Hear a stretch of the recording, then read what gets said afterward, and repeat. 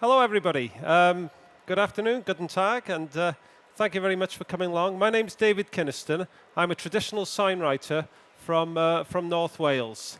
I've come here today to talk about how signwriting once again has become really very popular in the UK, and it's enjoyed a new sort of lease of life, especially in the cities, in London and the high streets there.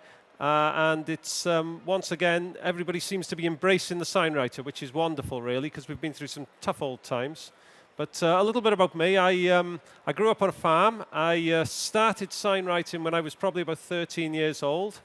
I carried on working in farming and forestry, but when I was 20 years old, I went back into doing signwriting. I started full-time, and that was 27 years ago now, I'm 47. And that's what I do. Full-time, I just work by myself. I have no high-tech machines or anything like that. I just have my paintbrush and a nice little workshop. It's all well-equipped and everything like that, but that gets me through day to day. I keep very, very busy. I have some excellent customers. I do lots of heritage work. I do workshops and everything like that. But it couldn't have been better, really. But when I started off in 1988. I went to I worked for a modern sign company. I did vinyl work, perspex, cut-out letters, and also hand-painted signs. And that was good for me to learn all the vinyl, but I knew my passion was with hand-painting signs all along. I left there soon afterwards, and I started working for myself. And I was all the vehicles and everything like that, everything I was doing was hand-painted then. But of course, it was all changing. The vinyl machines were coming in, and people were starting to find that more and more fashionable, if you like. And it almost sort of died overnight, the signwriting does. And more signwriters decided to buy into doing the vinyl machines, and they made good money out of doing vehicles, and it was a lot quicker. And that's how it sort of went. But I stuck to my guns. You know, I knew what I wanted to do was just sort of paint, really. So all my vehicles went over to Canal Boats, if you like, that sort of work, heritage work and specialist work, maybe customized work on motorcycles and things like that. But, you know, times did go through a hard phase. But all of a sudden, over the last 5 or 10 years, it's all seemed to have changed. And once again, I think old companies who have maybe used signwriters years ago, they've stopped. They've gone on to modern things. Many of them, some of the bigger companies, have decided, well, wait a minute, it wasn't that bad in the first place. Let's try them again, because there's so many signwriters around. So there's a huge call for it now. And when you've got big companies like Pret-a-Manger, who've got 500 branches who are insisting on using signwriters throughout the country for their work, and even CocaCola, who've decided to once again repaint some of their old walls, which they used to have 70 years ago, all hand-painted, because they just know that the appeal of the old hand-painted sign really does do something special. So there's very much a market for it. I'm very passionate about it, obviously. I do my work because I love doing it. It's a good way to make a living, providing you can sell your work, and it's great. So I've put together a bit of a presentation today, at the end of which I'll do a little bit of a demonstration, because it seems wrong to do this and not be able to show people how I would paint things or whatever. So we'll have a go at doing that. And any questions throughout, if anybody wants to fire me any questions, then feel free to do so. You know, I'd like to have anything at all. So here's just a little bit of an introduction, a few little pictures. That's my daughter on there, by the way, just helping me, putting a bit of gold on a sign, all gold leaf. And just a few other things. This is a person at Wembley Football Stadium painting some walls. And just general, there's a picture of me painting a wall up there. And there's me when I was a kid, maybe, just looking up and wondering about it all. Okay, let's try these buttons, see what happens.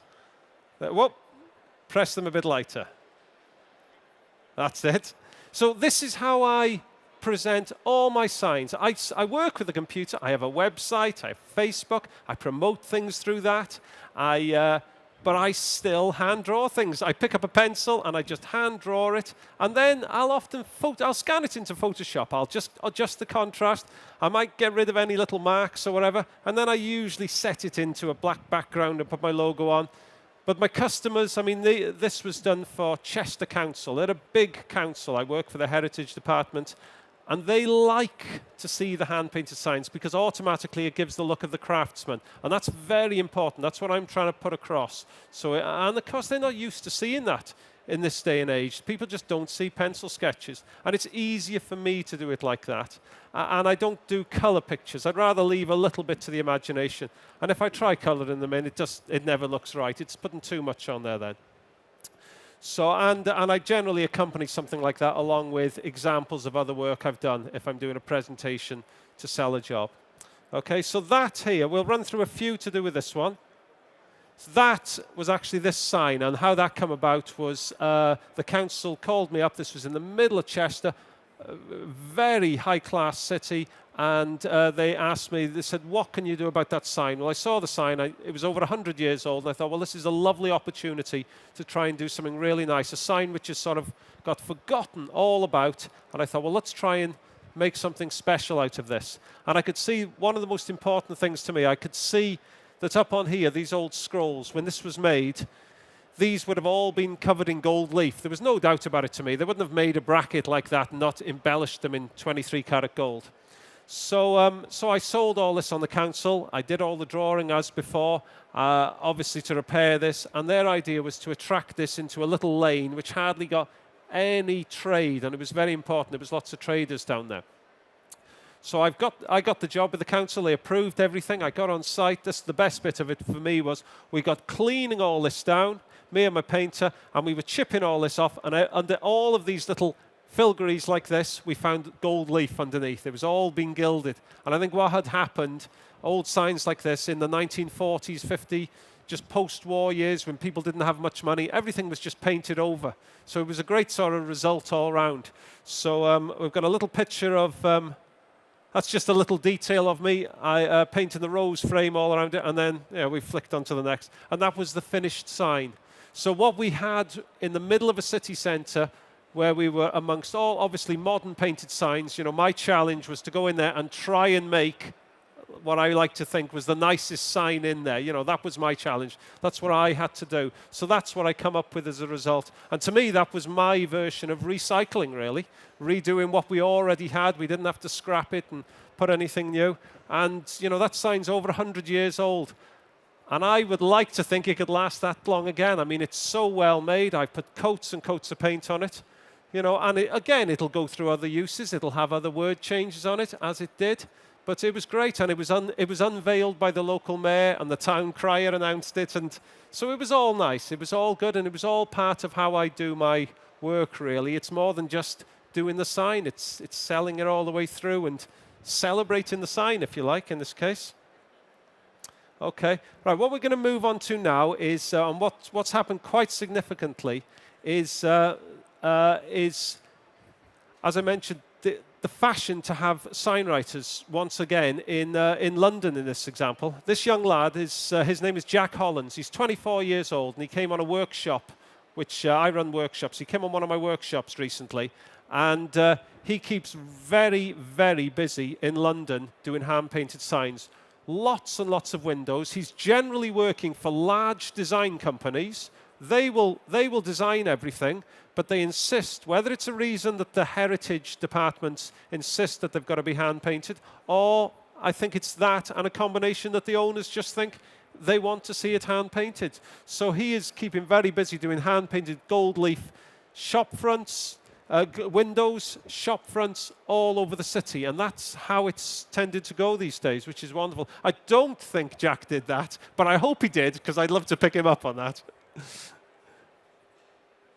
I'm trying to press this very carefully. Whoa. This is, Fred Perry's a massive company, as I'm sure a lot of you are aware of. And this was done by a person called Nick Garrett. Again, he's another London sign writer, and he's doing all this sort of work all around modern signs like that, again, which could easily be done in vinyl or whatever. But I think for some reason, which suits me, they're insisting they're all hand-painted now.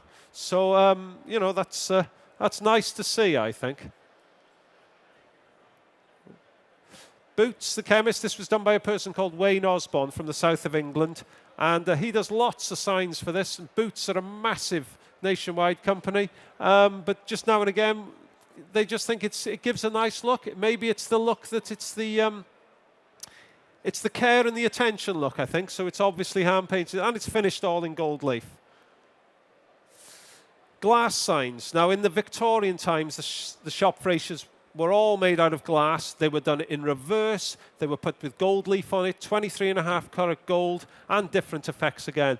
This was done by a person called David Smith from Torquay. Dave Smith, if you ever get a chance to look him up, there's nobody in the world can make glass signs like him. It's unbelievable. He does work for Disney. He does worldwide work. It's incredible what he does. This is just a very simple, and I chose it as a simple example of a glass shop sign which he does.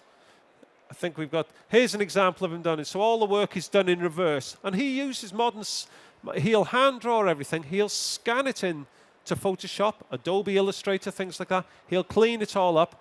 Sometimes he'll hand paint all the back on, the black.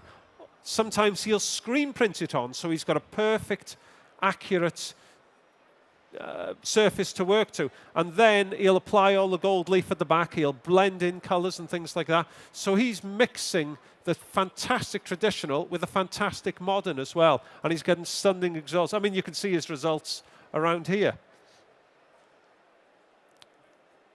This is one which I did. For whatever reason, I just aged it so it looked old.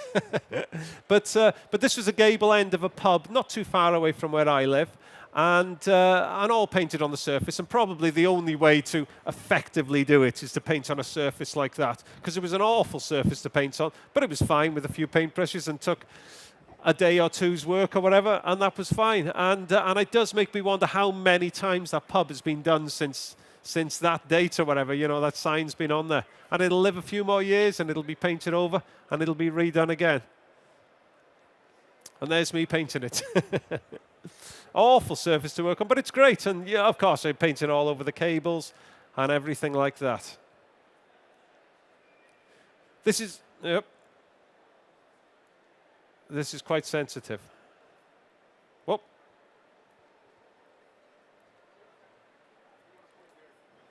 I don't know if pointing it does any good. Okay. So that's CocaCola. Like I mentioned before, CocaCola have decided wherever they can get the opportunity, they are having wall signs repainted because it's such a fantastic form of advertising. I mean, not just in the UK. They're doing all this in New York, I believe, in America, where they used to have massive 40 feet by 80 feet Coca-Cola adverts on buildings. And, of course, they've faded away now. They've turned to old ghost-type sounds. But they were so appealing. They were a massive form of advertising, and the old nostalgic reason is people want to see them again. So this is just one example. This was done by Ashley Bishop from near London, and he's done quite a bit of work for Coca-Cola, and quite interesting to put it on the bit of a corner of a building. And Ashley still does modern sign work as well. He's got a modern computer. He's got a modern. He hasn't got a laser printer. He's got vinyl. He's got a router and everything like that. But he knows what to use, where to use, and combine the two and do it all like that. And a lot of us do have modern machinery. I don't, but a lot of us do, you see. And I think we need to use the right tools in the right places. And if we combine them, then that's even better. This, again, I mentioned before, Pret-a-Manger, Ashley, the same person. They have over 500 branches in the UK, and they have all their walls, not all their signage, but all their walls are all painted, hand-painted in every single branch. They usually have to go and work through the night to do them, but it doesn't matter. The point is they want them done. And I think the point of this is, all I can sort of think is, if a company like that takes the care to get them hand-painted and people can see it hand-painted, let's think that they can associate that, the customer associates that, hand-painted signs, handmade food and things like that. And I think that's what is important in this case. I think that's what they're trying to put across.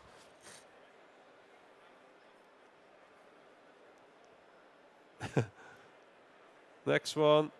Rolls-Royce, I don't know who they are, but that's another company which is had it hand-painted.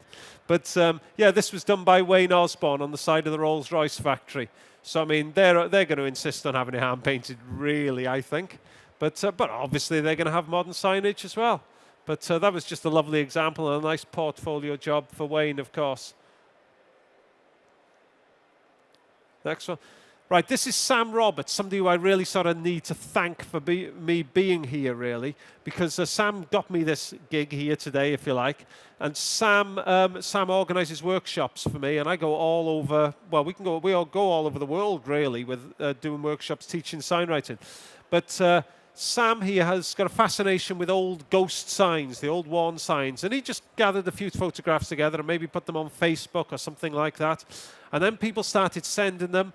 And it just evolved, and he's ended up writing books on it, doing forwards in other books and things like that. And now he does tours around London, and his tours have got a higher rating than Buckingham Palace tours for showing the ghost signs. And it's amazing the amount of old buildings and things. Sometimes they pull old buildings down, and the old signs are exposed behind there.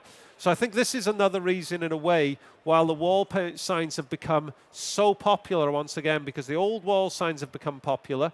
And people are thinking, well, actually, that was a great form of advertising. And if they can get that planning again to do it, and planners are usually quite good with this, because if planners think it's hand-painted, they're often a lot more likely to go with it. So it's nice. I think it's lovely to see the old wall signs being repainted.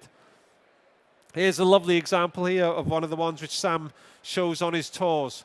Warnings, Wilton factories. And generally when you paint on walls like this, you use the brick courses for your letter heights. And everything would be drawn out on a bit of a grid. And sometimes, I mean, if we're talking metric, maybe a centimetre would represent a metre or whatever. And you can draw it out like that. And if you have a big picture to do, well, you can divide that centimetre into diamonds like that, and then you can divide the meter into diamonds, and it's just easier to draw it out. And it's all done very much organically like that. You mix your paints on the floor, you get up there in your ladder, and you slap the paint on, and you get down the ladder, you run across the street afterwards, and you look at it, and hopefully you put everything in the right place. It's a bit of a painting by numbers, but a fun painting by numbers, an ambitious one. Once you mark it out, you're away. This man is called Colin Dundas, and he's another person I asked lots of people if they could contribute photos to this. Colin Dundas, he used to signwrite lots of vehicles. That's all gone, and now he makes a living mostly painting canal boats back home. And canal boats is a big thing in the UK, and very traditional, and the owners still like to have them hand-painted. There's plenty done digital print and vinyl, but ideally I think they love them hand-painted, and Colin keeps very busy doing canal boats and things like that. And he's developed his own style, and all the lettering, it won't be fonts, it'll be his own letters, which he adapts and changes to suit each job, and obviously changes the colours and puts lovely shades on, and just puts his heart and soul into it, really, and works closely with the customer. This is a boat which I did myself. I do with a boat which I did myself. I do a few canal boats as well. And all of us who do canal boats, we all have our own sort of style and things like that. And but they're lovely to do. I mean, for a sign writer, you know, it's one of those things where you can really get to do some really nice traditional stuff and play around with your colours and your warm colours and your cool colours and tints and shades and everything like that. And again, as a sign writer, we don't really work with fonts. We tend to develop our own letter styles, which all come from the old traditional Roman alphabet, and we understand all that, and then we change it to suit every job, really.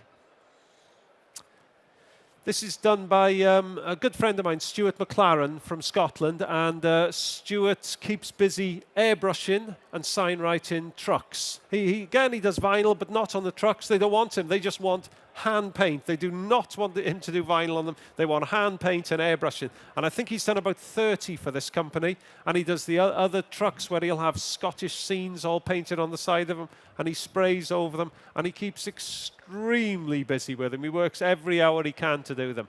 But Stuart, you know, he can do all the traditional stuff, but he likes to do the modern with the chrome. And I think he just does, like all of us, whatever the customer wants and whatever they need, really. You know, it's nice decoration. They're proud in it. They're proud to drive them around. This is another old truck. This was done by Colin Dundas, who we've shown before, doing the canal boats. And vintage vehicles are quite an important sort of way forward for us these days because people want them doing. There's more and more people find no vehicles. They're restoring them, and they're lovely to do. And they need to be done by hand. There's no question about it. And if someone's got a local sign writer, that's the way to do it. We can sort of follow it faithfully as possible. And no matter how many fonts you find and all that, it'll never be quite the same. You need to get it to flow right and look right and everything like that. So yeah, that's a lovely sort of example. This is Burberry, obviously a massive London company. Dave Smith, who I've shown before, who does the gold leaf work. This is a vehicle he did for Burberry. When I saw this picture, I thought that was a modern building in the back, but that's parcels on the top of it. But obviously they use this as a promotional vehicle, and they asked him to traditionally sign write it. And he does lots and lots of work for Burberry. He travels a long way to do the work for them. But a big company like that, I think they take a lot of pride in thinking that they've still got a traditional sign writer, and that's quite important to them. Okay, this is honours boards. I do lots. I update. I go to golf clubs and I update about 1,000 of these every year. And I just go there and I put one new name on, one new name on, one new name on. And for me, it's great bread and butter work, if you like. And I love the work. I've got some wonderful customers. So this is one which I made a few years ago for a golf club in Manchester in England. I made a whole set of them. I make the boards up. I wood grain them so that they look like walnut. They're an MDF. They're just a modern MDF board. I paint them all to look like walnut. And then I paint, obviously I hand draw them all. I design all this, and then all these names I paint on and then I put 23.5 carat gold leaf on. I'm going to do a gold leaf demonstration tomorrow, if any of you are interested, and a talk on gold leaf. So that's what I do. And when I first started doing honours boards, my first order I had for a job like this, I had to backdate boards and put about 1,000 names on.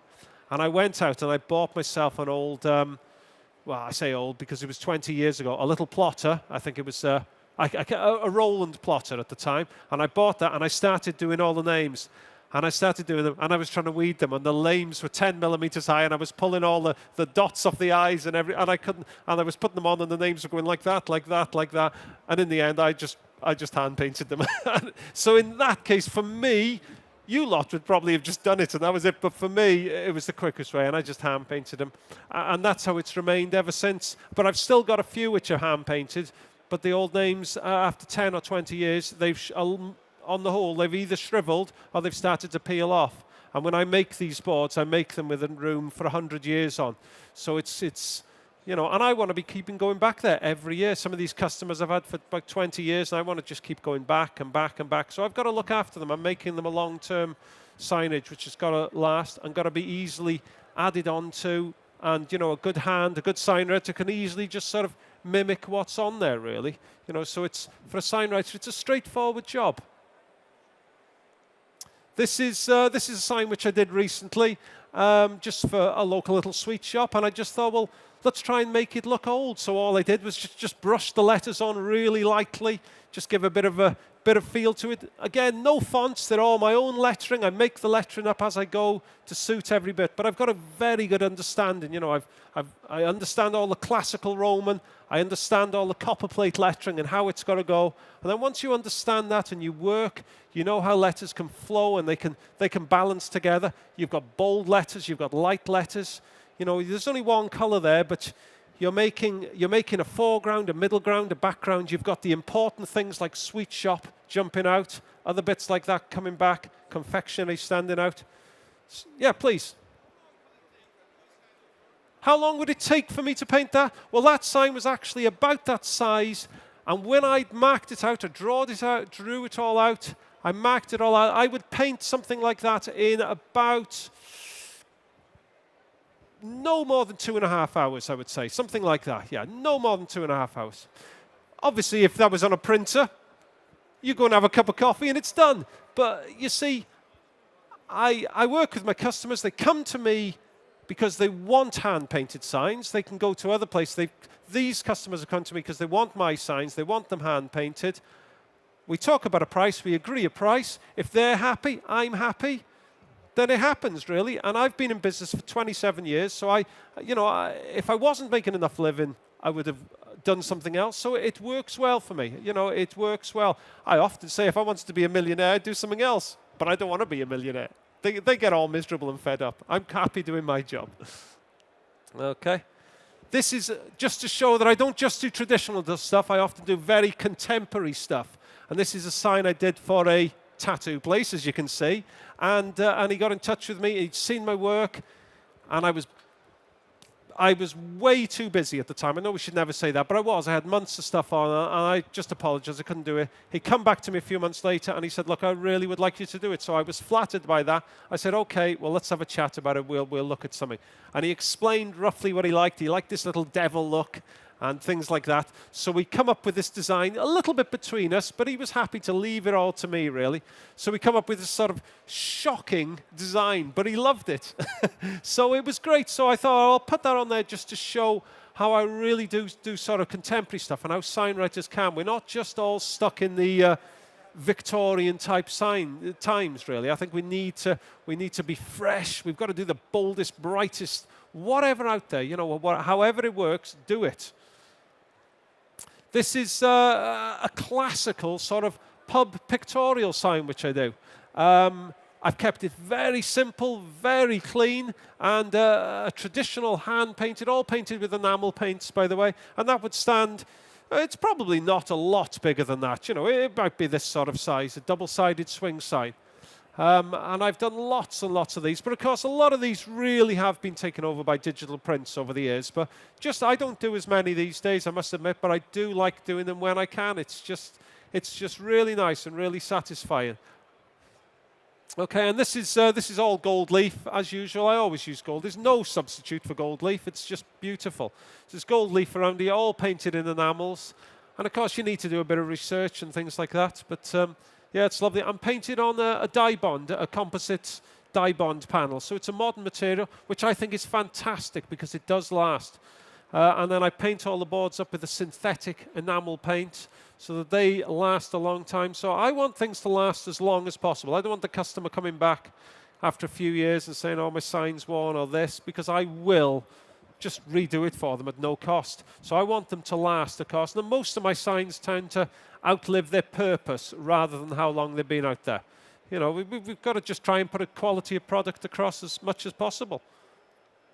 Okay, now this here is from one of my sign writing workshops, and I started running these last year. I've done talks and informal workshops for 20 years maybe, all over the country, over the world, if you like. And but I've had more and more demand, more call for people wanting to come on and learn the workshops. And there's lots of workshops going on now. I'm off up to Berlin on the weekend to run one up there, actually. And I teach them for beginners. I teach them, some of them are experienced. A lot of people are people who are in 9-to-5 jobs, if you like.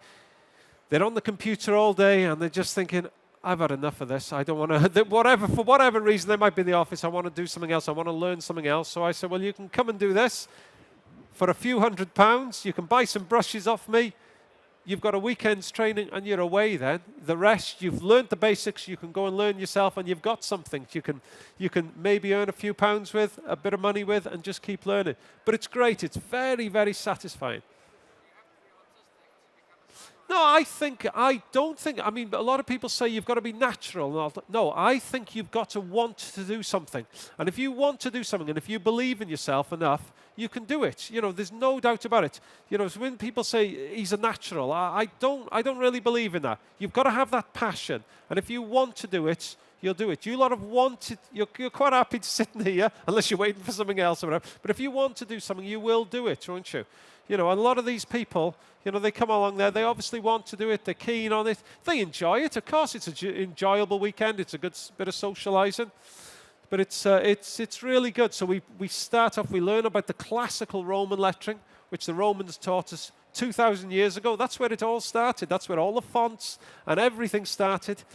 There was something carved on Trajan's column in Rome, and a bit of lettering there. Everything has been taken from that. All the thicks, the thins, the shapes of the letters, every bit of font, everything from our modern thick, thin letters has started from there. So we go back, we learn about that, we understand why is that bit there, why is that bit there, how's that. And once people understand all those, it just all makes sense then. So they're not just putting letters on a sign thinking, oh, that looks good, or why doesn't that look good?